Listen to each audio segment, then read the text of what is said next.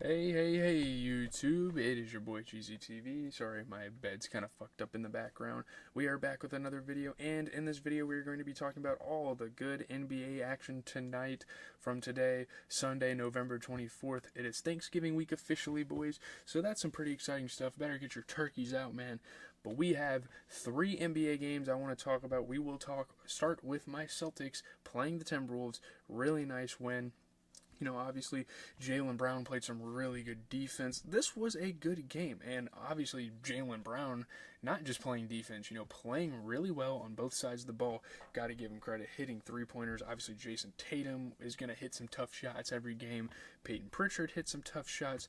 This was, again, just a good game for the Boston Celtics. Looking at the Minnesota Timberwolves, you get a 23-point performance for Julius Randle, 10 points and 20 rebounds for Rudy Gobert off of 80% shooting. And you get 28 points for Anthony Edwards.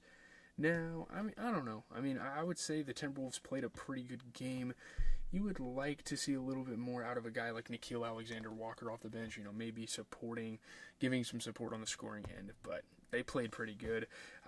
Jason Tatum, though, 26 points. You get a 29-point performance for Jaylen Brown, who shot 7 for 10 from 3. That is incredible. Sorry if I start lagging a little bit, and sorry if I'm going a little fast with the video. I'm just kind of trying to wrap stuff up. I actually have the NFL recap posting right now, and after this, I'm going to go hit cardio and then, listen to the Kendrick album for about an hour, work on that review, and all that stuff. But anyways, let's move on to the Mavericks Heat.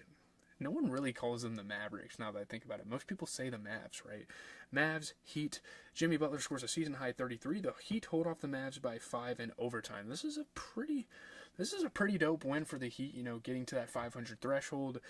Jimmy Butler had debatably, probably his best game of the season so far. Great scoring night, and they win in overtime. A really fun game. Again, it's obviously football Sunday, so I'm not going to sit here and watch basketball all day. I watched bits and pieces of all these games.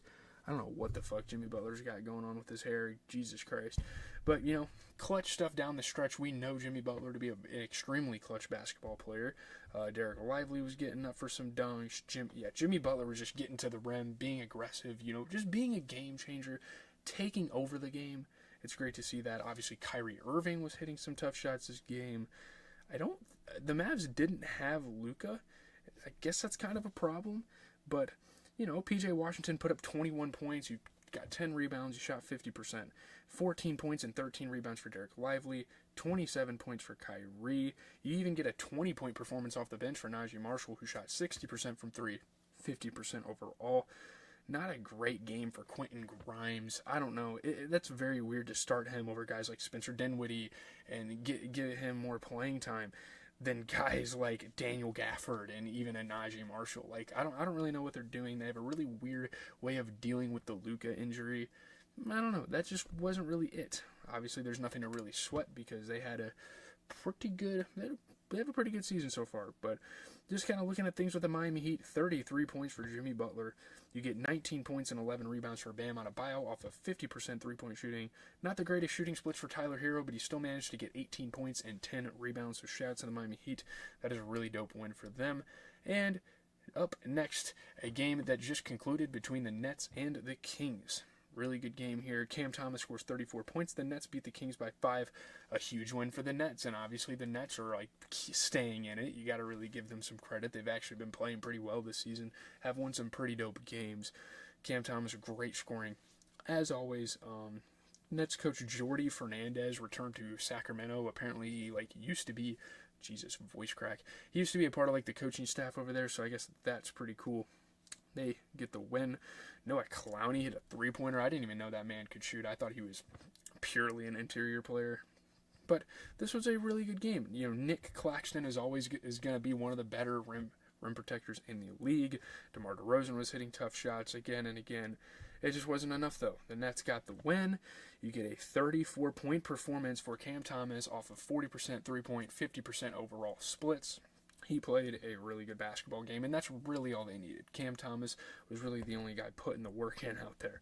But looking at the Kings, Domantas Sabonis had 13 points, 18 rebounds while shooting 33% from 3, 50% overall.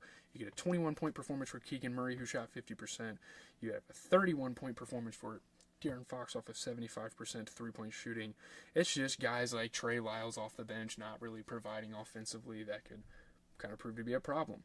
As we move ahead to Monday, my goodness, the Celtics have another tough game with the Clippers.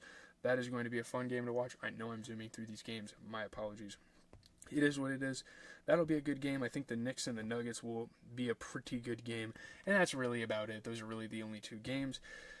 You know, good game, solid games on today. Again, it's obviously Football Sunday. Not a lot of people are going to be paying attention to that type of stuff. But anyways, leave a like, comment, and subscribe. Again, my NFL recap for Week 11 is coming out just in time for the end of Week 12. And we will hopefully crank out a Kendrick Lamar album review, an NFL recap, and maybe a movie review or two by the end of the week. I think that is kind of the plan there, where it's obviously Thanksgiving break, so I'm going to kind of try to capitalize on that in terms of content. So really appreciate you guys being around. I've